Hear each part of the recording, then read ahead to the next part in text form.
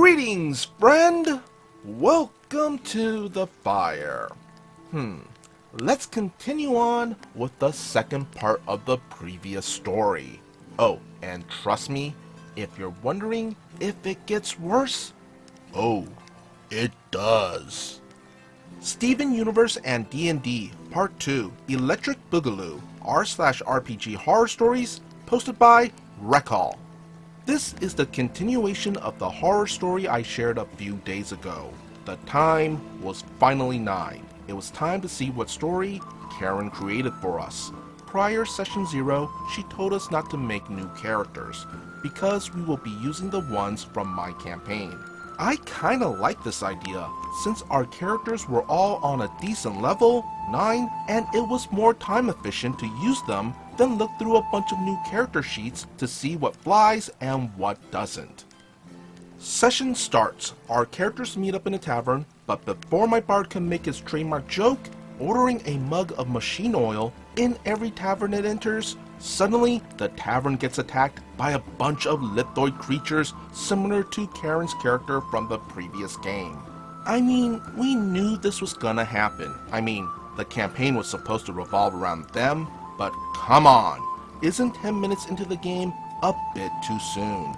At least buy us a drink or take us out to dinner first or something. Anyways, she planned this encounter to show how menacing and dangerous these things were, but she forgot one thing. Our group is awesome.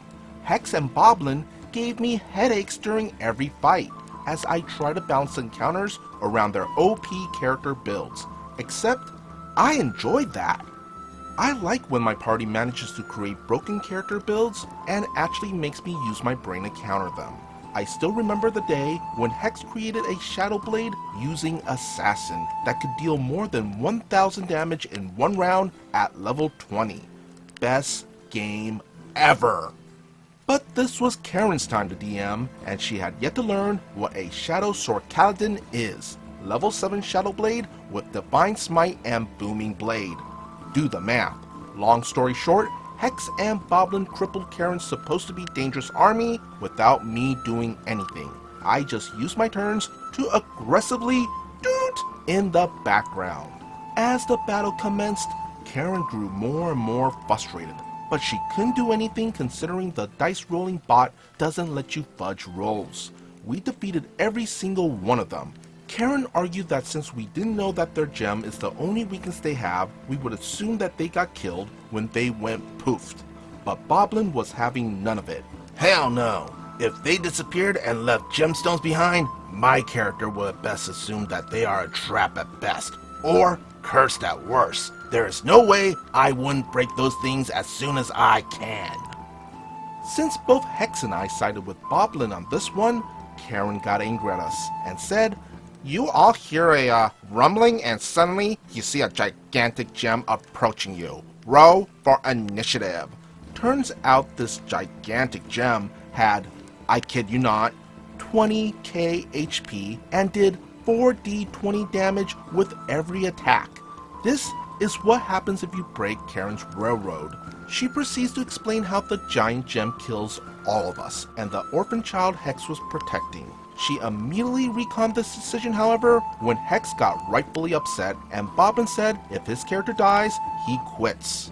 Seeing the gigantic homeworld gem, both of you along with the orphan faint from fear. When I asked about my Warforged, since he can't faint, he is a machine, she simply answered, "Oh, I know, he got crushed into pieces and his pieces got collected along with the rest of the team." I asked if I had a roll new character, but she had something else in mind. "Oh no, you all get new characters, your current ones are in captivity, and you will use these new ones to free them." Finally, the plot was moving. Not as planned, but moving anyways. Enter Garnet, Amethyst, and Pearl, the good guys. She gave us the character sheets and described the characters. Boblin got Amethyst, the fun-loving goofball of the team who loves good fights. Hex got Garnet, who Karen only described as Square Mom. Yeah, that's all. Don't get me wrong, Hex had a nurturing personality ever since she was a child, but that's a different story. but reducing her character's personality to square mom is insulting at best and a slap in the face at worst. I got Pearl, who she described as a perfectionist with low self-esteem, really dependent on others, manipulative, selfish, has an inferiority complex, someone who reacts badly to failure, and if it happens, becomes impulsive. I asked if there was a specific reason why she chose for us which characters we have to play, even though I like to play goofballs more, and Boblin loves to play characters that are total jerks. She answered, "You see, both Amethyst and Garnet are blackish coated in appearance and Pearl looks white, so I can't let you play either one of them since you probably have no idea how to portray a black character."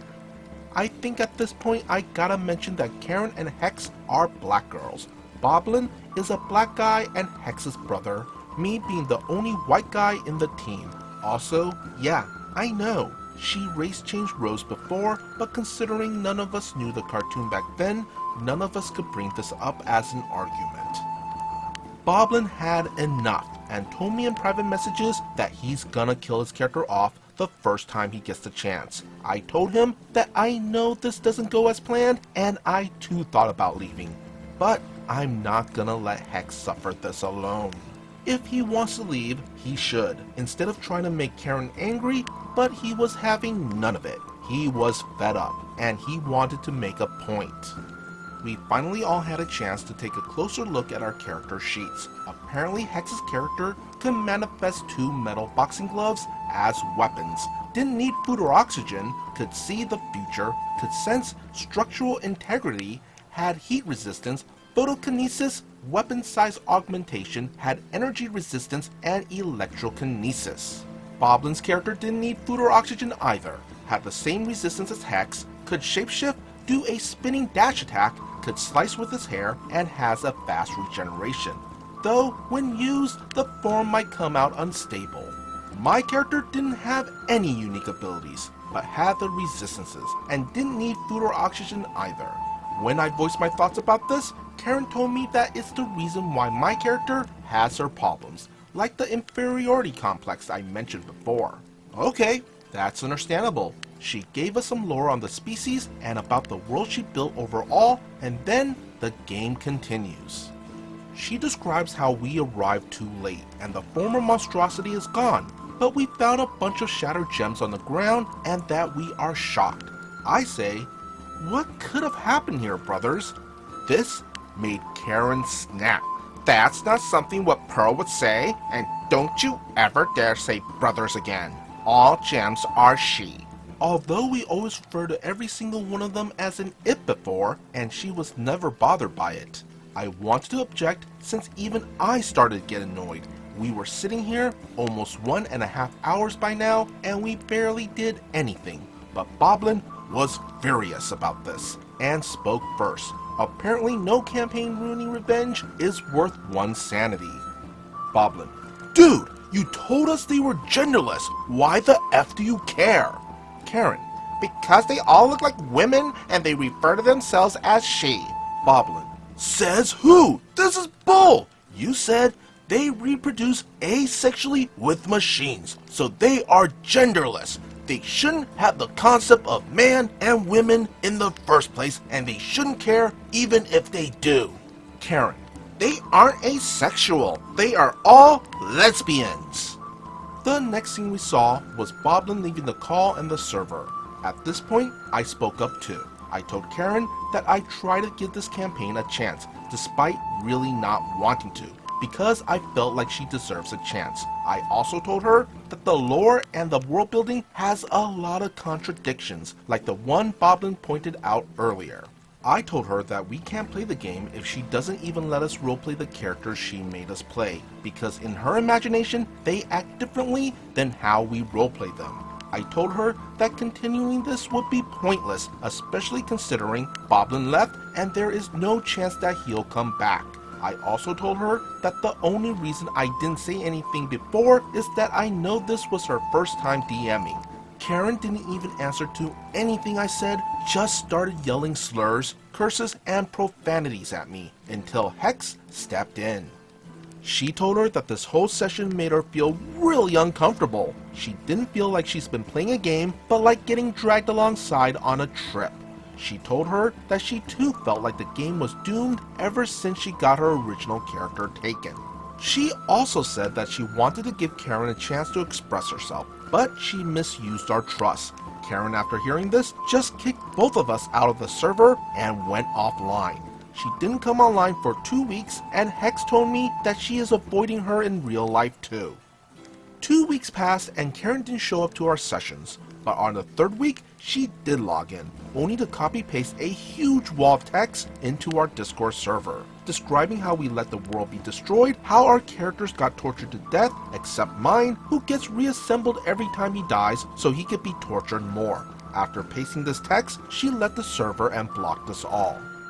TLDR, Karen's Steven Universe campaign ended before it could have really begun.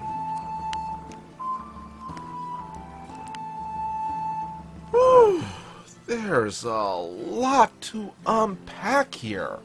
Honestly, I am extremely surprised that Karen was still part of your group after part 1 of the story.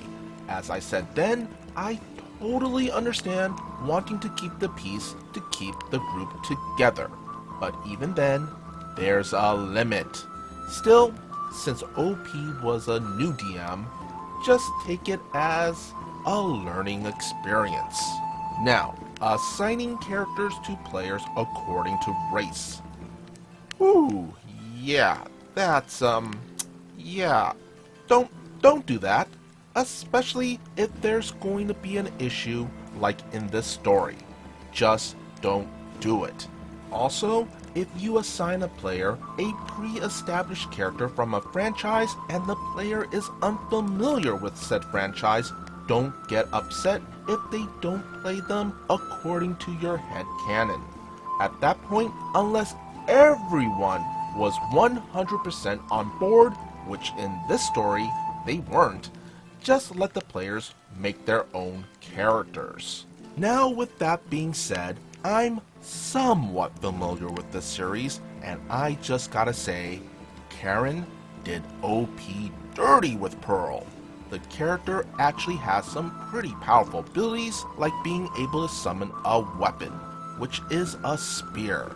She also has an infinite storage system in her gem, able to project images, create physical copies of herself, and is proficient with engineering.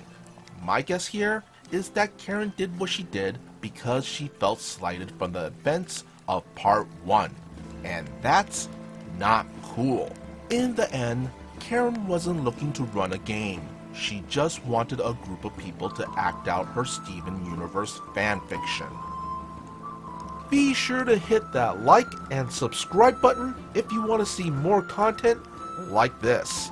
And would you kindly follow the socials posted in the description below.